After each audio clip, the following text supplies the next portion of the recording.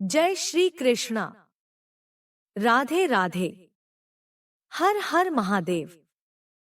भक्तजनों, आज हम रसपान करेंगे श्री कृष्ण की एक बहुत ही सुंदर लीला का, जिसमें उन्होंने अपने भक्तों के अहंकार को अपने भक्त द्वारा ही दूर किया। एक बार श्री कृष्ण भगवान द्वारका में रानी सत्यभामा के साथ सिंहासन पर विराजमान थे। निकट ही गरुड़ और सुदर्शन चक्र भी बैठे हुए थे। तीनों के चेहरे पर दिव्य तेज झलक रहा था। बातों ही बातों में रानी सत्यभामा ने श्री कृष्ण से पूछा कि हे प्रभु, आपने त्रेता युग में राम के रूप में अवतार लिया था। सीता आपकी पत्नी थी। क्या वे मुझसे भी ज्यादा सुंदर थीं?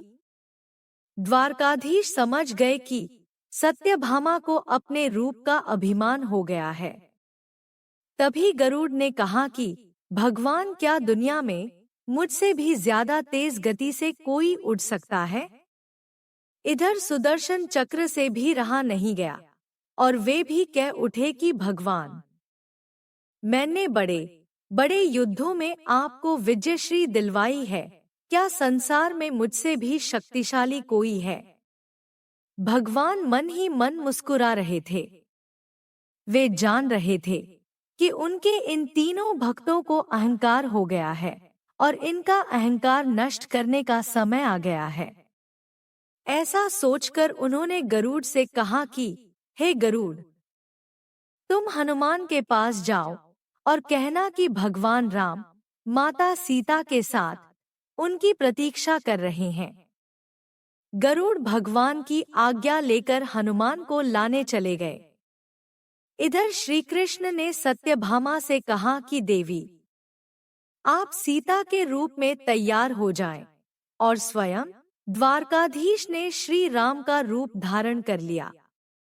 मधुसूदन ने सुदर्शन चक्र को आज्ञा देते हुए कहा कि तुम महल के प्रवेश द्वार पर पहरा दो और ध्यान रहे कि मेरी आज्ञा के बिना महल में कोई प्रवेश न करे।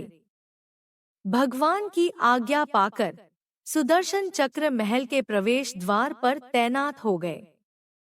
गरुड़ ने हनुमान के पास पहुंचकर कहा कि हे वानर श्रेष्ठ, भगवान राम माता सीता के साथ द्वारका में आपसे मिलने के लिए प्रतीक्षा कर रहे हैं। आप मेरे साथ चलें। मैं आपको अपनी पीठ पर बैठाकर शीघ्र ही वहां ले जाऊंगा। हनुमान ने विनयपूर्वक गरुड़ से कहा, आप चलिए, मैं आता हूँ। गरुड़ ने सोचा, पता नहीं यह बूढ़ा वानर कब पहुंचेगा। खैर, मैं भगवान के पास चलता हूँ। यह सोचकर गरुड़ शीघ्रता से द्वारका की ओर उड़े। पर यह क्या? महल में पहुंचकर गरुड़ देखते हैं कि हनुमान तो उनसे पहले ही महल में प्रभु के सामने बैठे हैं। गरुड़ का सिर लज्जा से झुक गया। तभी श्रीराम ने हनुमान से कहा कि पवन पुत्र, तुम बिना आज्ञा के महल में कैसे प्रवेश कर गए? क्या तुम्हें किसी ने प्रवेश द्वार पर रोका नहीं? हनुमान ने हाथ जोड़ते हुए सिर झुकाकर अपने मुंह से सुदर्शन चक्र को निकालकर प्रभु के सामने रख दिया। हनुमान ने कहा कि प्रभु, आपसे मिलने से मुझे इस चक्र ने रोका था, इसलिए इसे मुंह में रख मैं आपसे मिलने आ गया। मुझे क्षमा करें।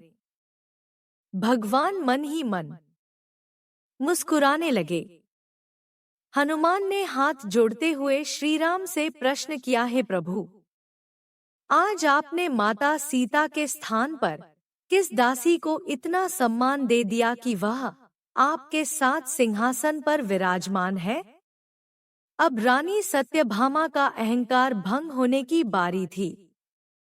उन्हें सुंदरता का अहंकार था जो पल भर में चूर हो गया था। रानी सत्यभामा, सुदर्शन चक्र व गरुड़ जी तीनों का गर्व चूर चूर हो गया था। वे भगवान की लीला समझ रहे थे। तीनों की आंखों से आंसू बहने लगे। और वे भगवान के चरणों में झुक गए। अद्भुत लीला है प्रभु की। अपने भक्तों के अहंकार को अपने भक्त द्वारा ही दूर किया उन्होंने। इस कहानी से हमें यह शिक्षा मिलती है कि जीवन में कभी भी अहंकार नहीं करना चाहिए। जरूरी नहीं है कि आज जो आपके पास है वह कल भी होगा। अपने अंदर जरा सा भी अगर अहंकार आने लगे तो स्वयं ठाकुर जी हमसे दूर हो जाते हैं। ठाकुर जी को निस्वार्थ भक्तों की ही जरूरत है, अहंकारी की नहीं। भक्तजनों, यदि आपको हमारे द्वारा सुनाई गई पौराणिक कथा सुनना आनंदमयी लगा है तो वीडियो को लाइक करें, कमेंट करें, अपने रिश्तेदारों व मित्रों के साथ शेयर करें। हमारे चैनल सुविचार संग्रह को सब्सक्राइब करें, बेल आइकन को दबाएं ताकि हमारे हर नए वीडियो की अपडेट आप तक पहुंचती रहे। धन्यवाद।